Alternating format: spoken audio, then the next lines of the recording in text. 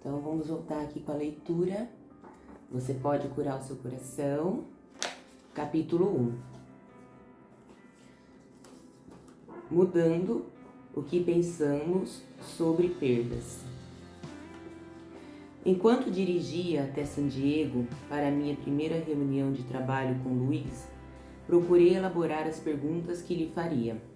Luiz é famosa por dizer que os pensamentos criam. Como aplicar esse conceito a uma situação de perda? Pensei no fim de um relacionamento. Pensei também na morte, me lembrando de uma grande amiga que estava de luto pelo falecimento súbito e inesperado do seu marido. Queria saber a opinião de Luiz sobre isso, afinal, ela é praticamente a mãe do movimento do novo pensamento. Como pioneira na cura pela conexão mente-corpo, Louise Hay foi uma das primeiras pessoas a identificar a ligação entre doenças físicas e padrões de pensamentos e questões emocionais correspondentes. Eu estava indo lhe pedir para aplicar seus conhecimentos, experiências e insights a esse crítico período da vida. Embora já tenha escrito 4 livros sobre o assunto, continuo um eterno aprendiz. Afinal, como pode alguém honestamente dizer que sabe tudo sobre sofrer perdas? A própria Louise já escreveu tantos livros e tantas reflexões que eu estava muito ansioso pelo seu ponto de vista singular sobre esse importante tema. Logo depois que toquei a campainha do apartamento, lá veio Louise com seu abraço sempre carinhoso, me convidando para entrar. Ela foi me mostrando a casa e eu admirando o ambiente. Imediatamente senti que aquele lar maravilhoso, com o seu mobiliário elegante e tantos objetos colecionados das inúmeras viagens de Louise aos lugares mais remotos do mundo, era digno de uma mulher de tanto renome. Estava contemplando a vista espetacular quando ela me convidou. Vamos conversar enquanto almoçamos? Tem um lugar ótimo aqui perto. Momentos depois, estava caminhando pelas ruas de San Diego de braços dados com Louise Hay. Ninguém diria que durante a refeição iríamos discutir um dos temas mais árduos do mundo. Quando nos sentamos, notei as expressões alegres dos garçons ao ver minha anfitriã. Você vai adorar a comida aqui, garantiu ela. Depois que fizemos o pedido, peguei meu gravador. Luiz, comecei. Já escrevi tanta coisa sobre os aspectos médicos, psicológicos e emocionais da perda e do luto. Também mencionei os aspectos espirituais em todos os meus livros. Outro dia, estava em uma livraria pensando sobre o nosso livro e percebi que vai ser um dos poucos a explorar com profundidade o lado espiritual do término de relacionamentos, do divórcio, da morte e de outras perdas. Sendo assim, me fale um pouco de suas ideias iniciais sobre esses aspectos espirituais. Nossos pensamentos criam nossas experiências, disse ela.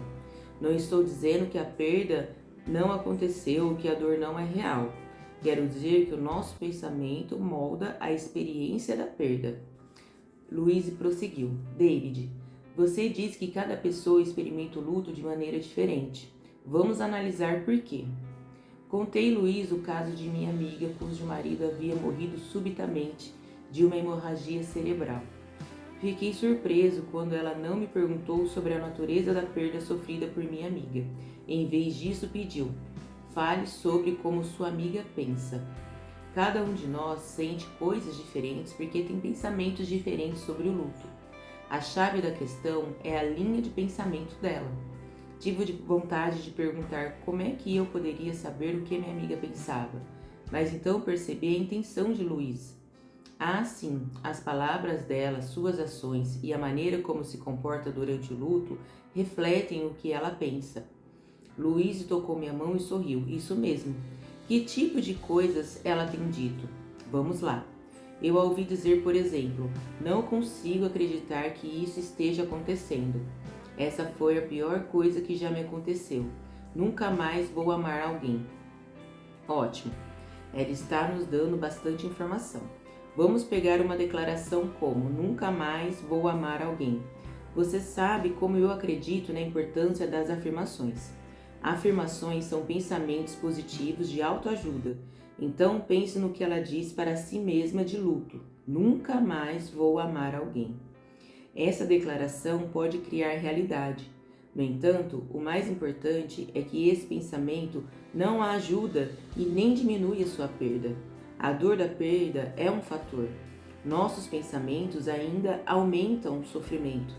Como está sofrendo, ela pode achar que nunca mais vai amar. Mas se ela estivesse aberta a pensar de outra maneira, a ouvir outra sugestão, poderia perceber as crenças por detrás dessa afirmativa. Ela poderia pensar: em minha vida já vivi um amor intenso. O amor que sinto por meu marido mostra claramente esse sentimento é eterno. Recordo o meu amor por ele e o meu coração permanece cantando. Eu acrescentei: quem quiser ir fundo mais depressa, ou quem sofre com uma morte que ocorreu há bastante tempo pode dizer: estou pronto para amar novamente. Estou disposto a experimentar todas as formas de amor enquanto ainda estou vivo. Luiz se aproximou de mim e completou: espero que você entenda que não devemos dizer essas coisas só quando um ente querido morre. Também podemos dizê-las quando terminamos um relacionamento ou passamos por um divórcio. Vamos ter o cuidado de examinar todas essas áreas. Enquanto comíamos, pensei sobre o fato de algumas pessoas sempre seguirem uma linha negativa de pensamento, enquanto outras fazem de tudo para terminar bem o relacionamento e encontrar o lado positivo. Vejamos, por exemplo, o caso de Darren e Jessica. Darren achava que a religião era boa para sua família, mas essa não era sua escolha de vida. Mas então ele e Jéssica descobriram a ciência religiosa e começaram a frequentar uma igreja local. Darren dizia: os sermões eram sobre coisas triviais, como comprar uma casa, se apaixonar, se casar, administrar finanças e muito mais. Nunca fazendo julgamentos morais. Só com aceitação e sabedoria. Essas conversas espirituais falavam de um amor muito mais abrangente, comparado ao que Jéssica e eu tivemos na infância. Com o passar dos anos, lemos sobre o assunto, praticamos meditação e frequentamos seminários. O engraçado é que muitos anos depois percebemos a semelhança entre o nosso lema, o karma vê tudo, e a regra regra de ouro de nossos pais para tratar os outros como queremos que eles nos tratem. Depois de 22 anos do que Darren considerava um bom casamento, ele sentiu que alguma coisa havia mudado. Jéssica explicou mais tarde. Parecia que mais da metade da vida tinha passado sem que eu tivesse explorado o suficiente. Eu senti isso primeiro. Queria sair do casamento, queria mais. Não era questão de sexo ou de ter um caso. A questão é que eu tinha assumido um compromisso para a vida toda sem entender muito bem como a vida é longa e quanta coisa pode se fazer. Eu amava Darren, mas para ele bastava ficar em casa sem fazer nada, só descansando. A vida pacata, que era boa para o meu marido, era um tédio para mim. Quando eu disse que queria terminar nosso relacionamento e que queria ir embora, ele ficou furioso.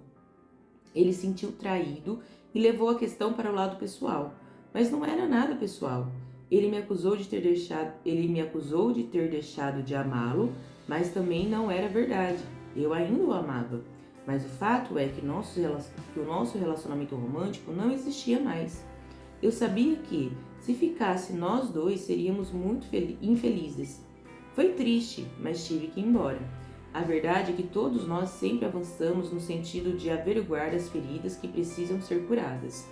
Nosso progresso pode nem sempre ser evidente ou sutil, mas o amor deixa na soleira de nossa porta tudo que não é como ele, para ser curado. Dessa maneira, enquanto Darren ficou com o coração partido pela separação, sua mulher não sentiu medo nem sofreu, mas foi tomada por um profundo sentimento de aventura. Fazendo as malas, ela enxugou calmamente as lágrimas do rosto dele e disse: Você acha que estou te abandonando, mas não estou. Estou me mudando, mas continuo no mesmo mundo que você. Você acha que eu não te amo, mas eu te amo, e isso vai ser melhor para nós dois. No fundo, sei que é melhor para o meu futuro e deve ser melhor para o seu também. Derry continuou magoado e ressentido. Admite logo que você não me ama mais. Jéssica respondeu: às vezes dizer adeus é só uma outra maneira de dizer te amo. São histórias como essa que muitas vezes não são comentadas no mundo das separações. Muitas vezes fico pensando no pouco que sabemos sobre término de relacionamento, de casamento ou emprego. Nós simplesmente não sabemos como completar essas coisas. E é difícil aceitar que, embora todo relacionamento tenha início, alguns também tenham fim, fazendo justiça ao amor. Luiz e eu estávamos em uma discussão profunda sobre como lidar com o luto enquanto nossa comida chegou. Sorrindo, ela olhou para o prato, sentiu o aroma, então agradeceu, o que me pareceu muito mais genuíno e sincero do que o cumprimento típico que pronunciamos por obrigação ou por hábito. Você foi realmente verdadeira agradecendo, não foi? Perguntei quando ela terminou de rezar. Sim, disse ela, porque a vida me ama e eu amo a vida. Sou muito grata. Tenho que admitir, à primeira vista aquilo me pareceu um pouco exagerado. Mas então eu me lembrei com quem estava, uma pessoa que provou inúmeras vezes que as afirmações funcionam. Apenas fui pego de surpresa ao ver o uso prático dessa ferramenta na vida de Luiz. Ela saboreou cada porção do almoço enquanto ia me explicando que as afirmações não servem para fingirmos que o luto não existe. O sofrimento não desaparece se o ignoramos. O que você acha que acontece com ele? No caso, com o sofrimento, com o luto. Acredito que se você não estiver preparado para experimentá-lo, ele fica em suspenso para que você lide com ele quando ele estiver pronto para isso, respondi. Se não for agora, será mais tarde. Você escolhe o momento certo e há ocasiões em que é necessário engavetar o sofrimento. Pode ser muito complicado de lidar ou muito cedo para isso. Talvez você esteja muito ocupado criando os filhos ou cuidando da carreira. Seja como for, vai chegar a hora em que o sofrimento terá sido guardado por tempo demais. Ele se tornará velho, carente de atenção, zangado e começará a afetar a sua vida negativamente. Mas essa não precisa ser a sua realidade. Luiz concordou. Todos temos o poder de criar uma realidade nova e mais positiva. Quando você muda a maneira como pensa sobre a dor e perda, não para de sentir o sofrimento ou o luto. Só não fica preso a um único sentimento. Quando as pessoas relembram as perdas do passado, muitas vezes dizem se sentir felizes por terem vivido plenamente as emoções. Ficam felizes porque se permitiram chorar todas as lágrimas necessárias pelo fim do relacionamento. Ou se uma pessoa amada morreu, mais tarde elas ficam felizes por terem honrado o sofrimento. No entanto, também já ouvi muitas pessoas que cultivaram a mágoa durante muito tempo dizerem que não precisavam ter dedicado um período tão longo ao sofrimento. Então conversamos sobre uma mulher de 29 anos chamada Caroline, que estava voltando a namorar. Caroline afirmou que não se arrependia de nenhum dos relacionamentos que teve, mas lamentava ter passado os últimos 5 anos tentando superar o fim de uma relação de 3. Eu entendo, comentei. Uma vez uma mulher me confidenciou que só uma década após a morte do marido em um acidente de automóvel, ela chegou à conclusão que ia sentir falta dele e amá-lo até morrer, mas ela preferia ter percebido isso mais cedo, para se lembrar do amor que os dois compartilharam. Quando ela e eu estávamos quase terminando o nosso trabalho juntos, ela me disse: a partir de agora, vou fazer justiça ao amor. Chega de fazer justiça ao sofrimento. É isso que queremos ensinar. Queremos honrar o amor, não a dor e o sofrimento. Luiz olhou nos meus olhos e prosseguiu. No livro, vamos falar de intenções. Vai ser uma obra sobre aplicar afirmações à perda e ao luto. trará esperança a quem sofre. Podemos ensinar as pessoas que elas podem migrar do pranto para a paz e mostrar como fazer isso. Elas podem curar a perda e o próprio coração. Não precisam sofrer pelo resto da vida, mas não vão conseguir esse resultado em um só dia. É pura verdade, respondi. Superar uma perda não é como curar um resfriado em uma semana. É um processo demorado, mas podemos ensinar as pessoas a dizer que esperam alcançar a paz. O sofrimento que precede a paz é exatamente importante porque é uma expressão autêntica do seu sentimento à medida que você trabalha para construir uma base nova e mais sólida. Reflito com frequência sobre as 5 fases do luto definidas por Kübler-Ross: negação, raiva, negociação, depressão e aceitação. Curar o coração no final das contas é chegar à aceitação e viver na realidade. Não estou dizendo que você vai ficar feliz por ter sofrido uma perda ou que está tudo bem, mas você precisa admitir a realidade da perda, apesar de só querer a volta da pessoa amada. Contei a Luísa a seguinte história. Ainda muito jovem, Cristina recebeu um diagnóstico precoce de câncer de ovário, que se mostrou muito agressivo. Quando ficou evidente que Cristina estava morrendo, parecia que todas as pessoas ligadas a ela estavam com dificuldade para aceitar essa possibilidade. Paradoxalmente, às vezes, pessoas muito jovens têm mais facilidade para aceitar a morte do que os seus pais. No caso de Cristina, a maior recusa para aceitar o acontecimento foi da mãe dela, Débora. Cristina era corajosa e interessada, capaz de ver claramente o que podia e o que não podia mudar no mundo. Ela sabia que estava morrendo e aceitou a situação, o que lhe trouxe uma espécie de paz. Durante o período em que estava doente, ela e a mãe discutiram muitas vezes. Débora dizia: "Você é jovem demais para morrer." E a filha respondia: "Nesse caso, como você explica o fato de que estou morrendo? Sua vida está incompleta. Você não pode morrer tão jovem." Mas só existem 2 condições para que uma vida seja completa: o nascimento e a morte. Logo, minha vida estará completa, porque eu terei vivido e morrido. As coisas são assim. Precisamos aceitá-las com serenidade. Se havia algo que tirava o sono de Cristina, era a preocupação com a mãe.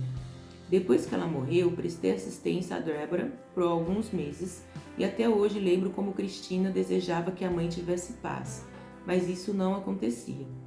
Mas anos depois encontrei Débora por acaso e imediatamente percebi uma mudança que não consigo explicar. Perguntei se alguma coisa estava diferente e ela confirmou.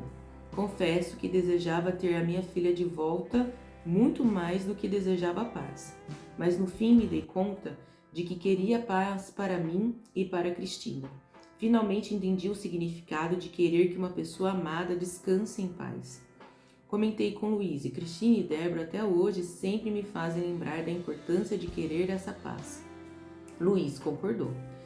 Nós não esquecemos de sentir e compreender as palavras aprendidas na infância. Pense na expressão descansar em paz. Todo mundo já ouviu, e tudo o que Débora queria, afinal, era que a filha encontrasse essa paz, sabendo que o amor é eterno e imortal. Da mesma maneira, Cristina teria desejado que a mãe descansasse em paz toda a noite, reconhecendo que a ligação entre elas não poderia ser rompida pela morte. Agora Débora está tranquila, com a certeza de que um dia elas vão se reencontrar. Seja qual for o motivo do seu sofrimento, é vital se lembrar de querer encontrar a paz, para conseguir curar o seu coração. É muito poderoso e reconfortante saber que sofrer intensamente e mesmo assim encontrar a paz é uma opção. Na verdade, este livro contém diversas opções que talvez você nunca tenha imaginado como recurso para desafiar seus pensamentos e afirmações para mudar padrões mentais prejudiciais.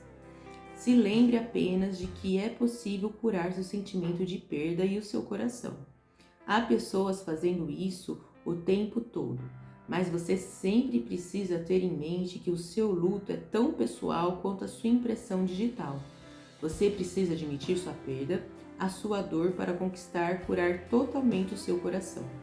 Muitas vezes temos raivas dos amigos que não compreendem a nossa perda. Esses amigos não entendem e talvez nunca entendam, mas é só você que pode avaliar plenamente a sua perda, porque só você é capaz de curá-la. Diferentes formas de perda. A maioria das pessoas se surpreende quando ouve dizer que existem tipos diferentes de perda. O conceito de que qualquer perda é perda pode ser verdadeiro por um lado, contudo, como existem tantos tipos específicos de perda, vale a pena examinarmos os arquétipos. No restante do capítulo, vamos falar sobre perda complicada, perda no limbo e luto não reconhecido.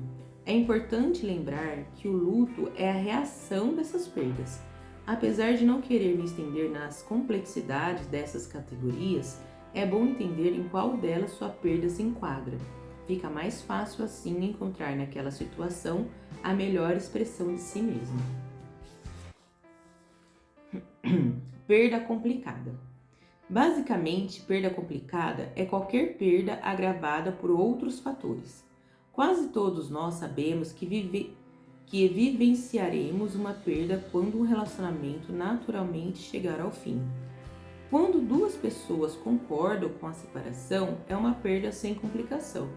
Quando um parente idoso tem uma morte previsível depois de uma vida longa e feliz, essa é uma perda sem complicação. Mas qual é a frequência desse tipo de perda? Quantas vezes todo mundo chega a um acordo? Quantas vezes as coisas terminam bem? A vida de todo mundo é complicada e as perdas naturalmente também são. Elas se tornam complicadas quando são inesperadas, em outras palavras, quando vêm de surpresa. No entanto, mesmo esse tipo de perda, por mais complexa, admite a possibilidade de cura. Vamos ver alguns exemplos de como podemos mudar a nossa maneira de pensar. Em um relacionamento, quando seu parceiro quer a separação e você não, é aconselhável incluir em seus pensamentos a afirmação: embora eu não entenda essa separação no momento, vou aceitá-la como realidade, para que a cura possa ter início. A mesma linha de pensamento pode ser usada em um divórcio. Não acredito na necessidade de nos divorciarmos, mas é o que o meu marido ou a minha esposa quer. Apesar de não concordar com o divórcio, acredito que cada um escolhe o próprio destino e o meu cônjuge escolheu o dele. Todo mundo tem o direito de escolher se quer ou não permanecer em um casamento. Quando alguém jovem morre, você pode dizer para si mesmo: eu não esperava essa morte.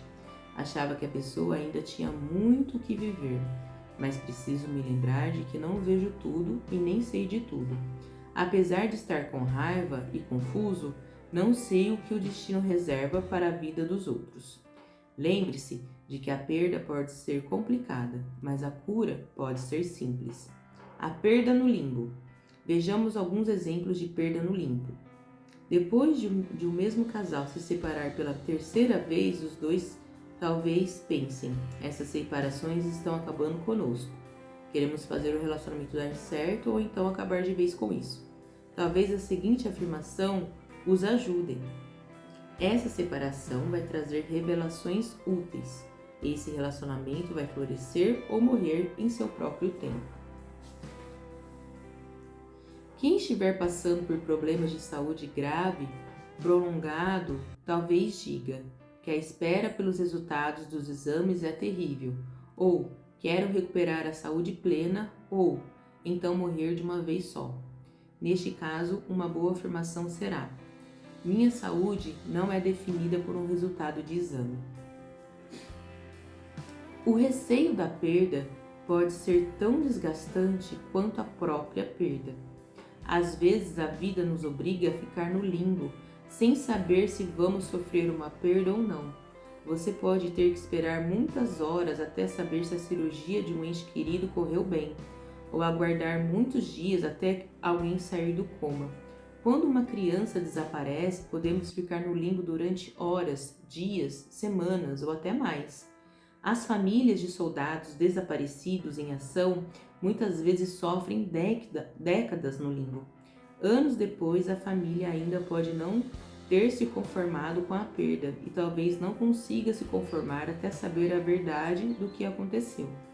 Essa informação, no entanto, pode nunca chegar.